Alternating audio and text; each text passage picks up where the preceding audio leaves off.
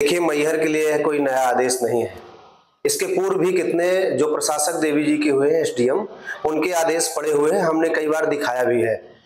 और आदेश तो हो जाते हैं लेकिन प्रशासन उनका जो है पालन स्वयं नहीं करवा पाता है।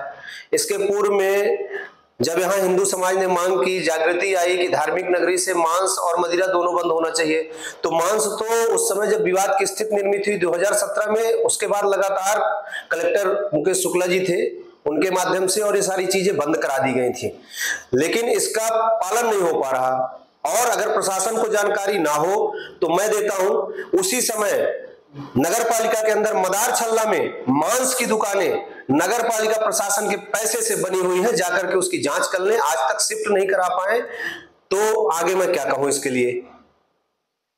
धार्मिक नगरी है, क्या नया होना चाहिए? माई का धाम है और यहाँ मांस मदिरा को लेकर के लगातार हिंदू समाज द्वारा विरोध भी किया जाता रहा समय समय पर। सरकार के भी धर्मस्व विभाग की गई आदेश में क्या कहेंगे, यहाँ से दूर होना चाहिए या पूर्णतः प्रतिबंधित होना चाहिए कि नहीं होना चाहिए? देखिए, वैसे तो ये जो मां शारदा की नगरी है, यह पूर्णतः अगर हम बहुत नहीं कर सकते तो 24 वार्ड के बाहर तो दुकान कर ही सकते। नगर पालिका का जो परिक्षेत्र है, जो हम सीमा नगर पालिका की मानते हैं कि ये है 24 वार्ड, इनसे तो बाहर होना चाहिए। जो द्वार बन रहे हैं या कि जो द्वार बनने वाले हैं उसके बाहर होना चाहिए। और आदेश तो आपने देखा कि लगातार कई चीजों के रखे हुए हैं और प्रशासन यहाँ आंख मिचोली कर रहा है हिंदू समाज के। हम लोगों के आंख में धूल झोंकता है कि हमने इसको निकाल दिया, वो अब वहां नहीं है, लेकिन वो उसी प्रकार व्यवस्थित है। तो मेरा प्रशासन से और हिंदू समाज की तरफ से यही आग्रह है कि नगर पालिका परिक्षेत्र के बाहर होना चाहिए। अगली बार दुकान का भी ठेका, जो शराब का ठेका नगर पालिका के अंदर करते फिर कहते हैं कि प्रशासन जाने, तो इसका भी ठेका नगर पालिका के बाहर करना चाहिए, तभी यहाँ की पवित्रता बनी रहेगी। यही मेरी मांग है।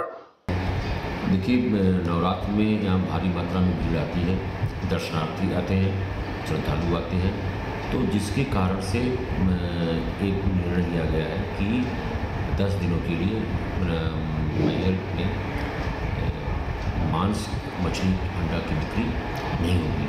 और चूँकि जो हमारा 10 दिन है, उस 10 दिनों में पूरे शहर में बहुत से दर्शनार्थी और श्रद्धालु रहते हैं, जिस कारण से उनके मन में कोई ऐसी भावना न उत्पन्न हो, कोई तकलीफ न हो, उसको देखते हुए ये निर्णय लिया गया।